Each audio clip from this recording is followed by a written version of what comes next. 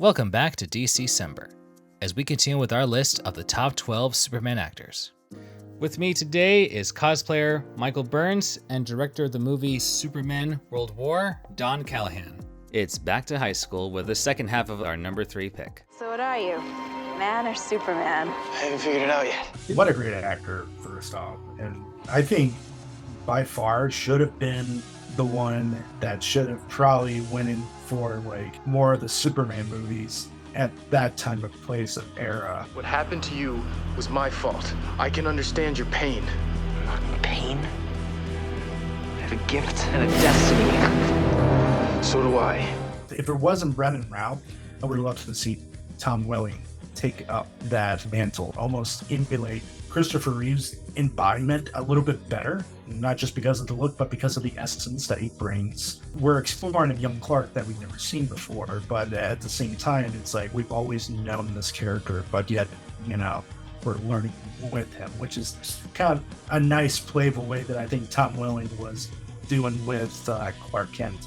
Yeah, I agree. It's something how we never get to see him fully in costume, but he really embodied the character of Superman while still being Clark, because he has this sense of goodness in him where he just wants to help people. On top of that, he wanted also to be accepted by people. He just wanted to feel like he belonged somewhere. Yeah, when that show first came out, I was really jazzed just for the fact that they were going to do Clark's story, as a young teenager. I met Tom a couple of times at those Comic-Cons. I was dressed as Bizarro, and I didn't realize, because I was walking from the hotel to the convention center in Dallas, and someone's banging their horn at me, and who was honking at me? And I didn't know who it was. And I get to the con, and his handler comes up to me and goes, and I'm quoting, "Yeah, Tom was so excited to see zombie Superman walking down the street." And I was like, I got a name tag on my chest. This is Bizarro. So I'm fairly tall, and Tom came out to take a picture with me, and I had to look up. I was like, oh, he is tall. So he's a big old boy. And I started to say, but do you know who Bizarro is? But I didn't say that to him. I was being nice. So, but like I said, him as Clark, watching him grow for those 10 years, I love that show, man. I would plan my TV viewing time around that show. So I enjoyed what he did with it. He started off young, grew up to a nice, good-looking young man. They kind of showed him with the costume on in the end. So, but he would never put the real one on, I guess. I don't know if that was CG at the very end. So, but I don't know. Yeah, I still like what he did. I never figured that part out. They say that it is, but then I feel like, I don't know. And that was the day the boy turned into Superman.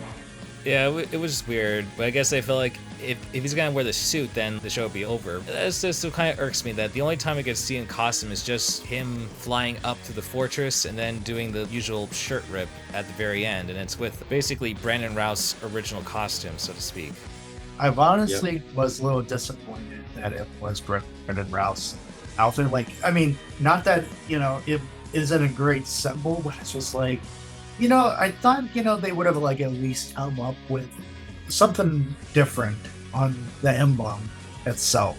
And, maybe something a little bit more classic, or something a little bit more, original. Exactly. Yes. Like that all day. Just even licensing that. I don't know what. I mean, it is what it is. It's out there, but it's man, to see the good old classic S. He was a cool cat. Him and Mike Rosenbaum, when they did their panel, they were hilarious. So the guys had us crying, laughing. I mean, let's be honest. Mike Rosenbaum is a hell of a guy when it comes to delivering jokes and dialogue and whatnot. And Tom was playing back and forth, so they were killing it. I'd say for Tom, he was definitely good with showcase the humanity of Clark, even though I guess him as a person, he's not that knowledgeable about the lore of Superman compared to other actors. Yeah, he wasn't as up to par as everybody else. I think Henry Cavill and Christopher Reeve at the time could probably quote you stuff out of the comics, whereas Tom kind of took it upon himself to make Clark his own, as they do. Those actors, they'll take it upon themselves. I'm gonna make this character my own. Plus, never got to see him fully in costume, at least outside the comic sequel after the show, but he did really got to embody the colors, whereas at the start he had the usual like red sweatshirt with the blue t-shirt top, then having the Blur outfit where he's all in black, wearing an overcoat, and then just wearing like a very stylized S symbol on front of the jacket. I was like, okay, I mean, all we're missing just a name, yet you have the symbol in front. Plus, it was a treat to see Tom Welling come back during the Crisis crossover. I mean, it's a shame we never got to see him in costume, but I feel like him wanting to have a normal life, it kind of fits with this version of Clark, because I feel like he didn't really want to be savior as Superman, at least not all the time. You could see through walls. You had super strength. That is worth more than any superpower. Yeah, I was kind of disappointed with that. I thought, well, you just petered away all those powers. I didn't like that. That's just me. I was like, no one would want to give that away.